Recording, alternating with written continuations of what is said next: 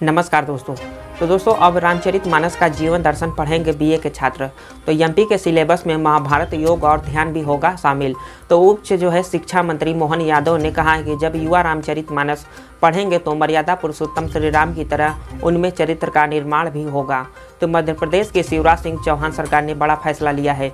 इसके तहत उच्च शिक्षा विभाग ने बीए के प्रथम वर्ष में रामचरितमानस का पाठ पढ़ाए जाने का निर्णय लिया है। तो मीडिया रिपोर्ट्स के मुताबिक इस सत्र से ही पाठ्यक्रम में रामचरितमानस का व्यवहारिक दर्शन को शामिल कर लिया जाएगा।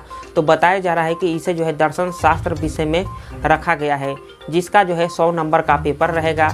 यह सभी छात्रों के लिए जरूरी नहीं होगा, बल्कि एक वैकल्पिक के तौर पर रहेगा।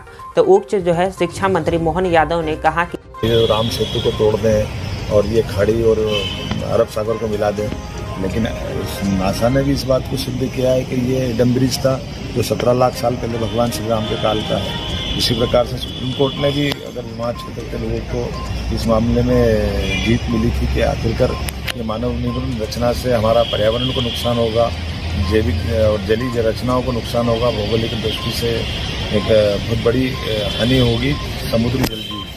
तो इन सारे विषयों को सामने लाने में कोई आपत्ति नहीं होना चाहिए। और ये सारे सिलेबस विद्वानों के द्वारा रिकमेंड किए जाते हैं, ये हमारे अपने एजेंडे से नहीं होते हैं। तो विद्वानों ने जिस तरह से उसको आगे बढ़ाने का प्रयास किया, उच्च शिक्षा वो सब चीज़ों को लागू करेगा और उसमें आगे बढ़ेगा।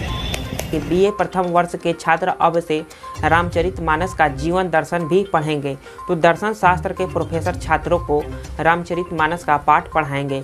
उन्होंने कहा कि जब युवा पढ़ेंगे तो मर्यादा पुरुषोत्तम श्री राम की तरह उनमें चरित्र का निर्माण होगा। तो भगवान राम के चरित्र में कला, साहित्य और संस्कार है। तो मंत्री ने कहा कि राम के दर्शन से छात्र चरित्र निर्माण कर सकते हैं। यह वैकल्पिक होगा, जिसे कॉलेज में हिंदी और दर्शन विषय के तौर पर रखा जाएगा। तो दरअसल दोस्तों नई शिक्षा नीति 2020 के तहत प्रदेश के कॉलेजों में बीए फर्स्ट ईयर के नए सिलेबस में महाभारत, रामचरितमानस, योग और ध्यान शामिल किए गए हैं। वहीं अंग्रेजी के फाउंडेशन कोर्स में फर्स्ट ईयर के छात्रों को श्री राजगोपालाचारी की महाभारत की प्रस्तावना पढ़ाई जाएगी।